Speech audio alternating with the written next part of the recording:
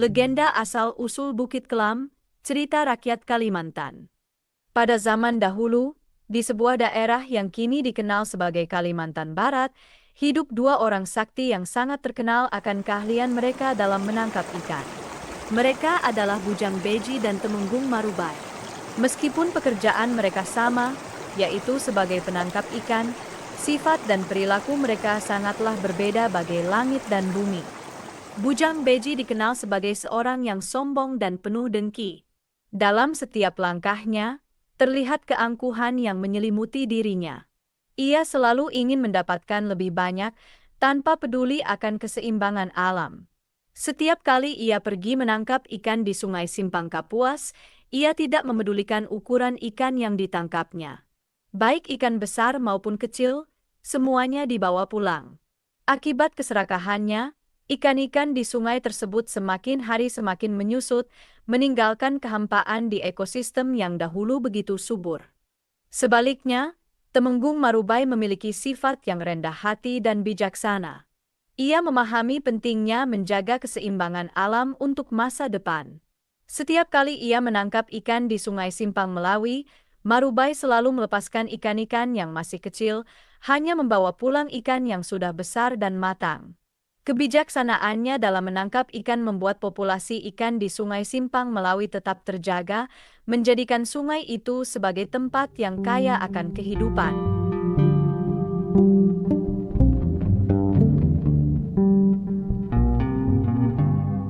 Populasi ikan di Sungai Simpang Kapuas yang terus menyusut semakin memperparah keadaan Bujang Beji. Dengan jumlah ikan yang semakin sedikit, hasil tangkapan Bujang Beji pun menjadi semakin tidak memadai. Suatu hari, ketika ia pulang dengan sedikit ikan di keranjangnya, matanya tertumbuk pada Marubai yang dengan tenangnya membawa pulang ikan-ikan besar yang melimpah. Rasa dengki dan iri hati pun mulai merasuki hati Bujang Beji. Didorong oleh keinginannya untuk mengalahkan Marubai, ia mulai memutar otak mencari cara yang lebih ekstrim. Tanpa memedulikan dampak buruknya, Bujang Beji memutuskan untuk menggunakan racun dalam menangkap ikan. Saat racun itu ditebarkan di Sungai Simpang Kapuas, ikan-ikan yang terkena racun pun mabuk dan menggelepar di permukaan air, membuat mereka mudah untuk ditangkap. Dengan cara kejam tersebut, Bujang Beji berhasil menangkap ikan dalam jumlah yang banyak, bahkan lebih banyak dari yang didapatkan Marubai. Namun, tindakan ini membawa akibat yang jauh lebih buruk. Tidak hanya populasi ikan yang semakin menyusut, tetapi sungai itu pun semakin kehilangan kehidupan akibat racun yang disebarkan. Kedengkian Bujang Beji semakin meradang ketika ia melihat bahwa Marubai tetap saja membawa banyak ikan, meskipun jumlahnya berkurang. Dalam hatinya yang dipenuhi rasa iri, ia merencanakan tindakan yang lebih jahat lagi. Aku akan menutup aliran Sungai Simpang Melawi menggunakan puncak bukit itu, ucap Bujang Beji dengan penuh dendam. Dengan kesaktiannya, Bujang Beji membelah puncak bukit batu yang menjulang tinggi. Dalam sekejap, ia membawa batu besar itu dengan kedua tangannya. Niat busuknya adalah untuk mengeringkan Sungai Simpang Melawi agar Marubai tidak bisa lagi mendapatkan ikan. Ia berharap dengan menghentikan aliran sungai, ia dapat menghancurkan sumber kehidupan Marubai dan menjadikan dirinya sebagai penangkap ikan terbaik tanpa saingan. Namun, rencana jahatnya tidak hanya membawa kerugian bagi Marubai, tetapi juga mengancam kehidupan di sekitarnya.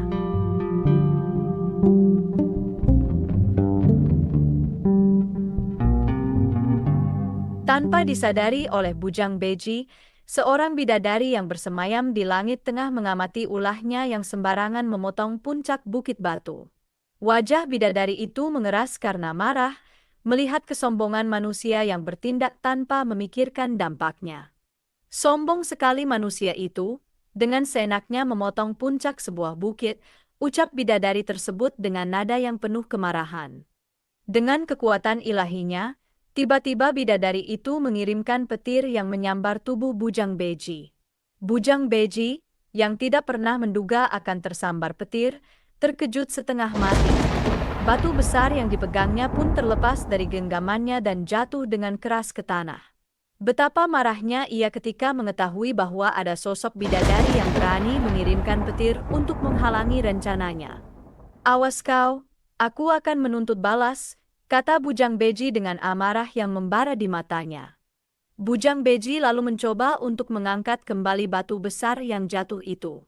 Namun, alangkah terkejutnya ia ketika mendapati bahwa batu tersebut kini menancap sangat dalam ke dalam tanah.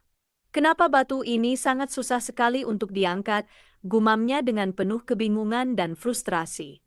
Menyadari bahwa rencananya gagal, Bujang Beji pun menyusun rencana balas dendam yang lebih hebat. Ia kemudian menancapkan sebatang pohon kumpang mambu di tanah. Dalam beberapa hari saja, pohon tersebut tumbuh sangat tinggi hingga mencapai langit.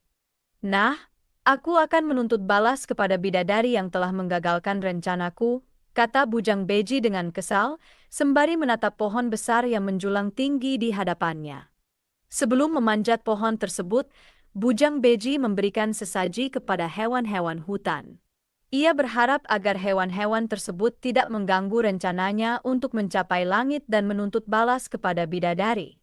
Dengan tekad yang kuat, ia mulai memanjat pohon itu, meninggalkan jejak amarah yang terus membara dalam hatinya.